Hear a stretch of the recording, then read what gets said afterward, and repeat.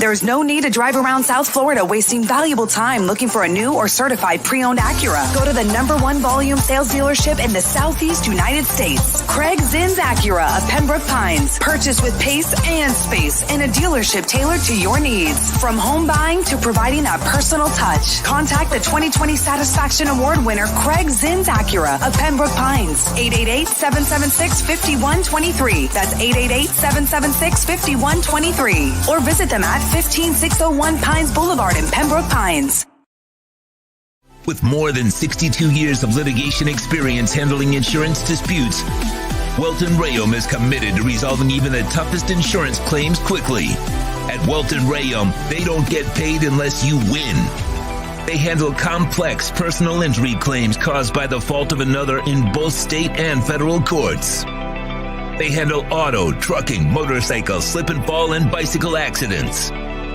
Call 954-966-4646. That's 954-966-4646. Welton Rayom can help.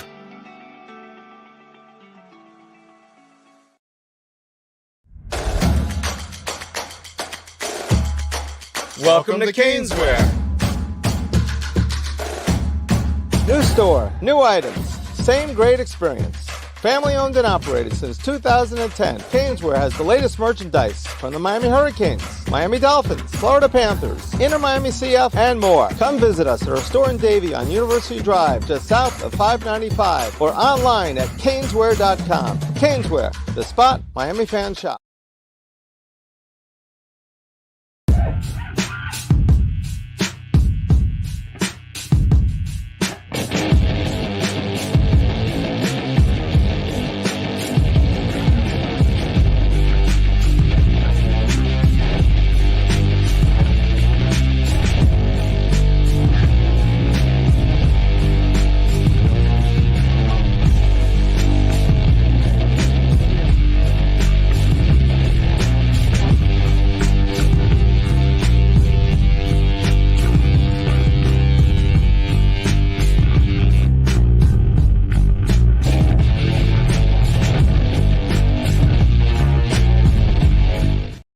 All right, we are live. It is the Squared Circle Digest All Elite Wrestling Dynamite Reaction Show. I am Sean Stanley, and my question that I posed, and I want to thank everybody that's already in the chat. And if you're watching on X, appreciate you as well. Jeff from Long Island, in no doubt. Terry, my dad, what's going on? And everybody watching on X or on Twitch, appreciate you. Please like, share, get the word out, please. Appreciate all the support that we get every time that we're on the air.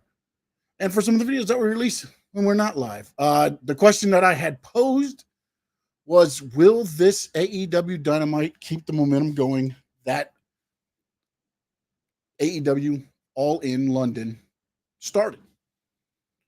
And look, I feel that it did what I wanted it to do. This show didn't have to be, all of the, it didn't have to be all in all over again tonight. They kept the storylines going. I love the fact Mariah May was there. No Tony Storm. Talked about that last night. I wanted to see emphasis kind of put on Mariah May getting her time as the champion. She did the heel role, and I'm not doing my celebration in this town. I love that, the fact that they did that, and then there was no Tony Storm. Nobody interfered on there.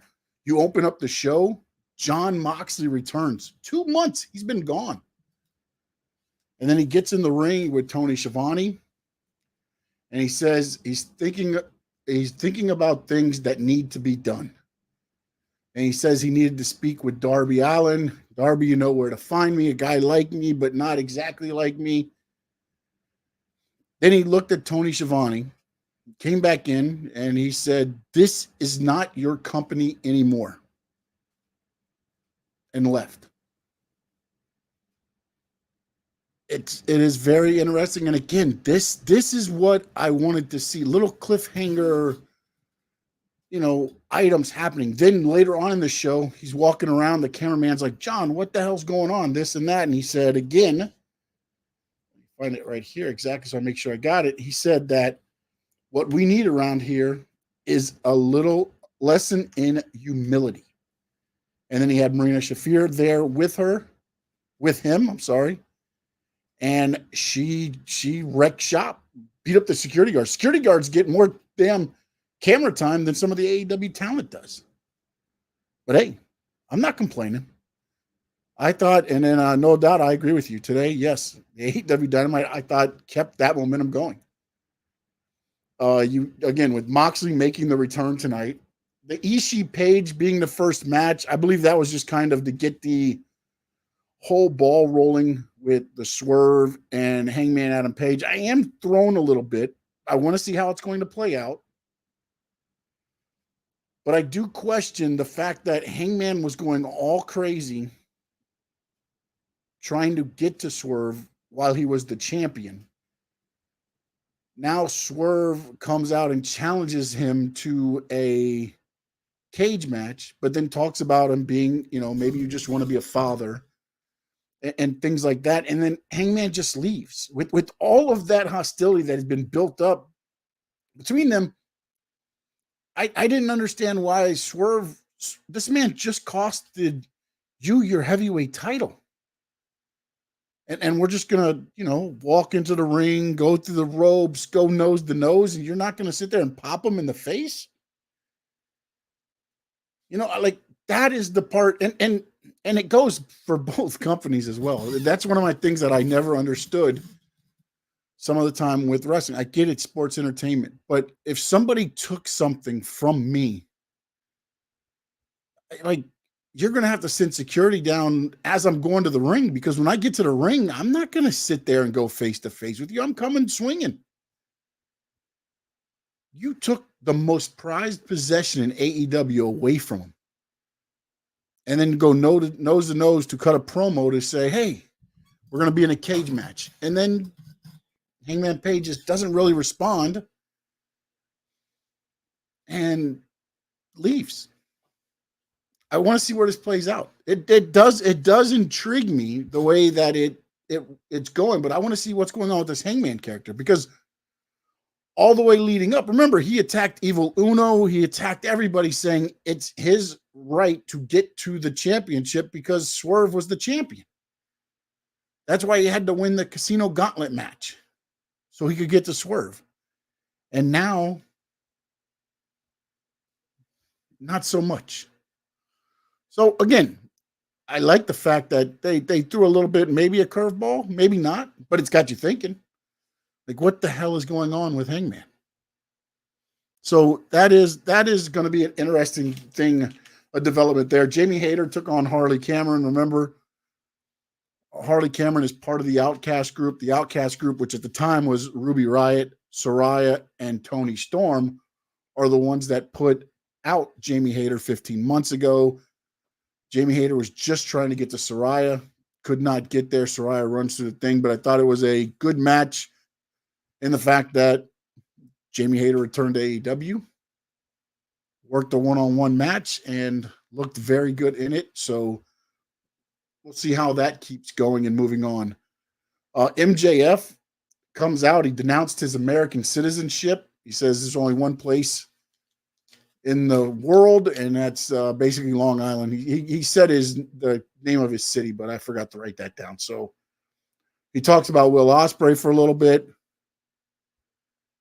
And I'm going to get to that here in a minute. And then Daniel Garcia comes out. He calls out Daniel Garcia and tells him, if I ever see you again, this and that. And then Garcia's already in the ring, and he's beating him up. And then he lays him out. He goes to pile drive him in the ring. Then he looks at the corner. Then he tries to get him up into the corner. Security down again. Again, security had more TV time than most of the. As I said, the AEW contracted talent tonight. Plainsville, thank you very much, no doubt. You're the man. Plainsville, Long Island, New York. So then, and basically, he was just trying to drive him off from the top, and they did do a challenge for All Out. We'll see where that goes. He said that he did pawn the ring. MJF's Dynamite Diamond ring was pawned in Buffalo so he could get to London just to ruin MJF's moment. And then he challenged MJF, and he walked out wearing MJF's scarf on his head. MJF did. The cameras picked it up and was like, if you want to match it all out, you got it. We'll see where that leads. Again, I like where they're going with it. I thought the security breaking up everything happened a lot tonight. And it was weird because MJF did that to Daniel Garcia a month and a half ago, and no security came out then. You know, it's one of those things, and that's the thing where it's like, and they even it kind of said that, like, where was the security when MJF was beating up on Daniel Garcia? You know, and tonight it was just, they must have had tons of security there tonight. They must have knew everything was going to go down. So another thing there, the Tiger Driver, you know what's funny is I've been calling it the Tiger Driver 99. It's the Tiger Driver 91. I've had the wrong year all this time. Nobody's corrected me. Tiger Driver 91, and it is a legit scary looking move. It is like, you got to make sure your head stays tucked. Oh. I think the other one that's almost as scary, and it's really not a hard bump, but if you don't, because you're so used to tucking your chin as a wrestler, AJ Styles Clash. It's a move because whenever you're bumping in, right, usually you're protecting your chin, you're tucking your chin in. And on that move, you can't tuck your chin in because if you do, you're going to drive your head into the mat. And it's a very simple looking move. But if you do as you're normally, like your reaction is to whenever you take a back bump, tuck your chin in, and you do that on that move, your head's going to go straight down. And Tiger Driver just, I mean, it's basically dropping you, like, again, as I said the other night, it's inches away from being on the top of your head. It's inches away. It's so high up on the shoulders that, it's scary to watch, man. It's scary to watch. But again, a lot of these guys have a lot more, you know, bigger necks, bigger shoulders, bigger backs, and probably take a little bit more of that punishment. And then also the flexibility now that's kind of worked into the training programs, which allows you to take, you know, more body manipulating moves than when you're just the big monsters, you know? So, but yeah, it is definitely one of the scary moves. And I agree, no doubt, MJF is a treasure. He is a treasure. Also, we had Mercedes Moné. She got interrupted by Private Party in the back, and then they did a thing with Okada. Again, I'm not sure where, and I get the Private Party coming in and trying to, you know, party with Mercedes Moné per se. Then Okada walks up and, you know, she asks him, Okada, how do you say bye bitches in Japanese? And then he whispers in her ear and she goes, sayonara bitches. And then Okada starts doing the CEO dance and everything there. Again, it's a cool way to keep him involved and on the thing and everything. I would like to see him wrestle a little bit more. I know it sounds odd because I'm always like, but I feel like the Continental title, the TNT title, even, you know, the international title, maybe not tonight since it was gone, you know, went for like an hour the other night and things like that. But I think those titles should be defended on your TV and not, you know, on Dynamite, on Collision, you know, those things like that. So we'll see where it goes from there. The Grizzled Young Vets were there. They said they're in AEW and they're here to stay. They're coming for the titles, talking to the Young Bucks, and that was backstage and all in London. And the Young Bucks was like, oh, thanks, guys, you bunch of pricks. You know, it's good stuff. I like where they're going with this stuff. Ricochet made his in-ring debut against Kyle Fletcher. I think it was a good showing for Ricochet in the fact that it showed that, you know, again, in WWE, he's doing 7-8 minutes. I believe tonight he went about, I think it was legit, probably about 13, 14 minutes. in the match. I don't think he did all of his, he didn't get the array of moves that you saw. A couple different things from him. I did notice he did the move outside with the double knees. And then when he rolled over onto his back, he did the crotch shot. Wondering if that was toward WWE Triple H. I don't know. Maybe means nothing. Maybe means something. I have no idea. I just thought it was interesting that when he got into that position, that was what he did there. And I believe Kyle Fletcher was a great opponent for Ricochet in that main event. I thought that was a very good match. And I thought, again, it showed what they could do. And then you had Ospreay's music hit at the end. Again, Kyle Fletcher's friend. Very interesting what they did with Pac, where you thought Ospreay was coming out to kind of confront Ricochet. Ricochet's kind of looking down the aisle, and then here comes Pac with reverse Hurricanrana. He says, Ospreay, don't you dare forget about the bastard. And Ricochet, welcome to AEW. Now get to the back of the line. And again, it's Ospreay against Pac at All Out. So again, you brought that into the fold this week. Very well done too, by the way, because it looked like Ospreay and Ricochet were going to go. And I had even written down, I was like, wow, already Ricochet and Ospreay, because I thought it should play out a little bit longer. And they never let Ospreay talk to Ricochet. They kind of stared at each other from the distance. But then Pac came out and broke everything up to keep the All Out rolling. Again, in 2 Saturdays, it will be All Out. This weekend, you got WWE, you got Bash in Berlin, and NXT. No doubt said Ricochet is going to be fully unleashed eventually. I'm here for it. Yeah. And what I hope he does, though, too, in a way, man, is unleash it on the big stage. Do your stuff on the Dynamite. Don't get me wrong. I mean, break away from what you are in WWE. Show your stuff, but also save things to make them mean something in the pay-per-view. Don't just show everything in every match, because then it becomes a little bit like, boring. I mean, if you're John Cena and you only have 5 moves, then do it. But Ricochet, I think's moveset is a lot better than that, so you don't have to do the 5 moves of doom. It works, but he doesn't have to do that. I hope he saves a couple things and maybe breaks out some things. And then also, I think it's also going to depend on his opponent. I think he can work more aerial things with Will Ospreay.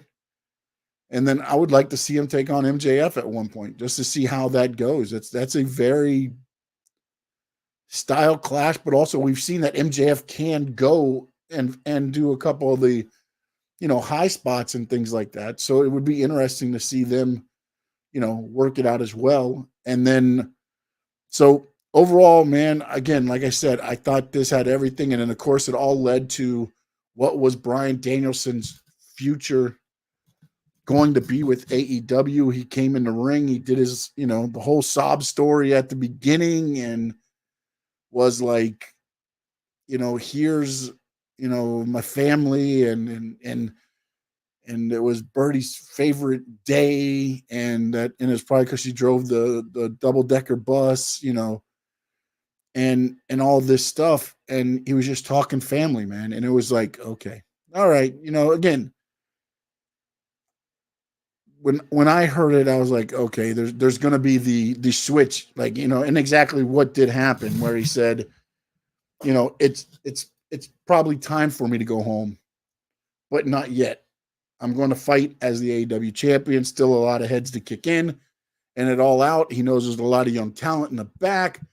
First come, first serve, because I'm a fighting champion. And then, of course, you hear like a voice kind of mumbling, and then when it finally goes, it's Jack Perry.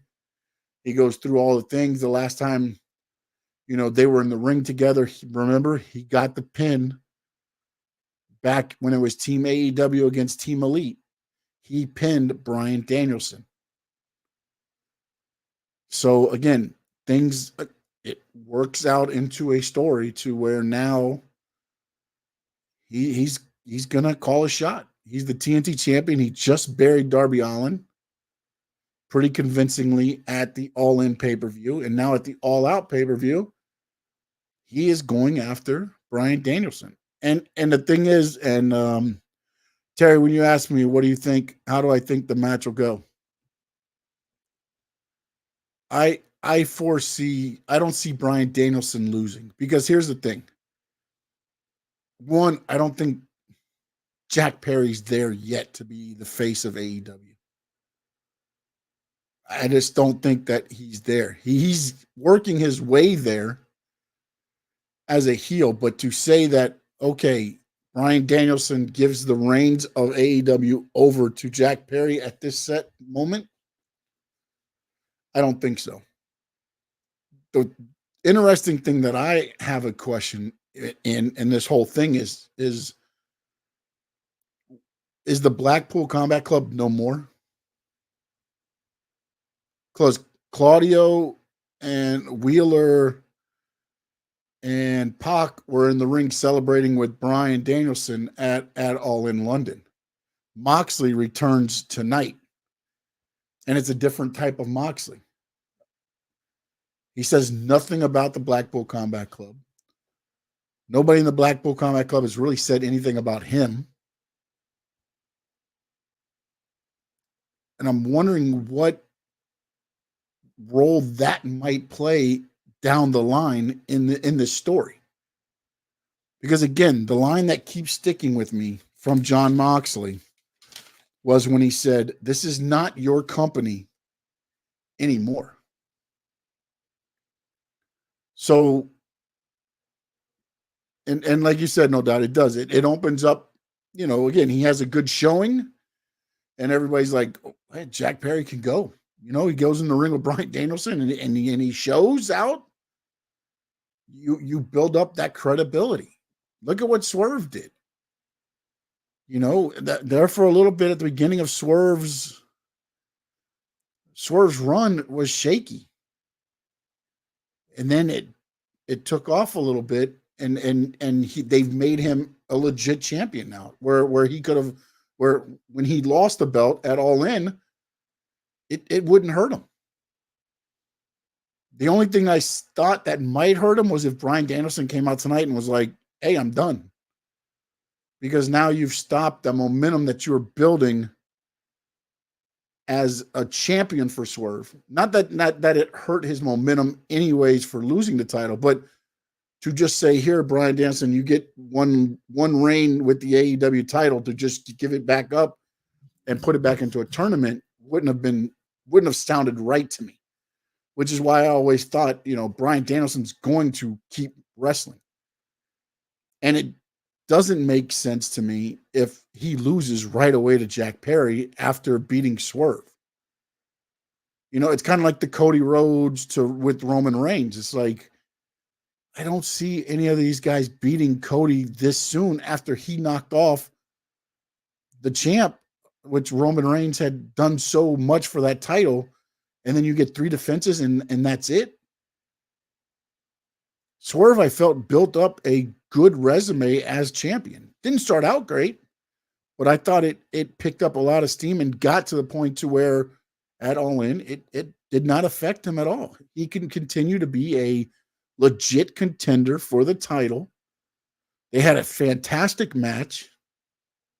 They had Adam Page come out right at the end to distract them enough to where it took his eye off the prize, and then Bryan Danielson hit the knee, locked in the label lock, and got the tap. So it didn't hurt him at all. And then now with Jack Perry going in, I think it's going to be a good rub for him. Or even, again, I don't think that he needs to be tested. I think Jack Perry at some point in AEW could become that as the scapegoat character. Possibly, as a transitional champion, where like he wins it and then rolls it off to somebody else, maybe after a pay-per-view or two. I don't see him being, a Moxley or a Omega type champion to where he has it for a long time. Just like I don't know that Danielson's going to have the title that long now. I feel like they're setting something up. And I think with the way everything's going, like Moxley did not talk to anybody or on camera. They did not associate him with the Blackpool Combat Club at all tonight. And he said, this is not your company anymore. Like, it feels like it's like a takeover type situation. And then there's all the talk about, let's throw it out there. There's talk that, is Shane McMahon coming to AEW? And we talked about it on the Tuesday night. What better way to do it than to put it, a battle for the company, and then all of a sudden Shane McMahon is the guy leading the other group. And if they win, boom, he takes over AEW. Storyline-wise. And then you can bring in, and I know people are like, there's the one thing about Tony Khan said he wouldn't make himself an on-air character. I think he needs to.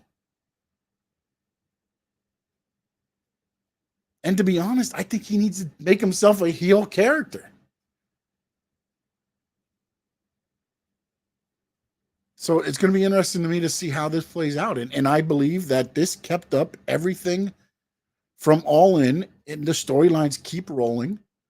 They didn't try to put too much into this. They continued the storylines they needed to. MJF, Bryan Danielson, Swerve, Hangman Adam Page. You've got a championship contender now for Bryan Danielson with All Out being, now you've got one more Dynamite before All Out is the following Saturday. So you're keeping all of this rolling very smoothly. And I know there's going to be the ones out there that poo-poo on it for whatever reasons, but again, as an episodic TV show, it kept me interested tonight and intrigued to say, let me tune back in next week and see where this goes. And that's all you can ask from a show. No matter what your show is, it's like you episodic TV you tune into because you get invested in it. Whether it's like we talked about before, if it's NCIS, it's CSI, it's whatever, you get invested in a character and you tune in every week to see that character. If it's whatever, even like the comedy episodic series, Friends, Big Bang Theory, any of those, you end up getting invested to it. That's why you tune in. And AEW is starting to me to feel like they are at least working on getting people to get invested in the product more than they were. So kudos to Tony Khan and AEW this week. I thought they did good. I appreciate everybody that's tuned in here tonight with me. And Terry, no doubt, my dad. We got also Jeff from Long Island. So I appreciate all of you guys. My dad also in the group chat. And again, if you're on X or on Twitch, don't forget, please jump over to the Stanley Media House Network YouTube channel. Hit the subscribe button, and we're here every night after the main roster shows, Raw, Dynamite, and SmackDown. We will be here for the reaction to this week. We got WWE Bash in Berlin, and we got NXT No Mercy. So we have both of those going on as well this weekend. So I'll have reaction shows as soon as those end as well here. Football season's here. We got Canes and Gators on Saturday. So we will have some reactions coming from all of that as everything goes down here in South Florida. Looking forward to it. And don't forget, me and Frankie Fresco every Tuesday night right here, 7 p.m., Stanley Media House Network YouTube channel, Frankie Fresco YouTube channel, and on the Stanley Media _11X channel. We are live. And again, once again, thank you all for tuning in tonight. This has been the AEW Dynamite reaction show. Kudos to Tony Khan. Kudos to AEW. Keep the momentum rolling. I'm liking what I'm seeing. And in the words of the great Gordon Soley, so long from the Sunshine State.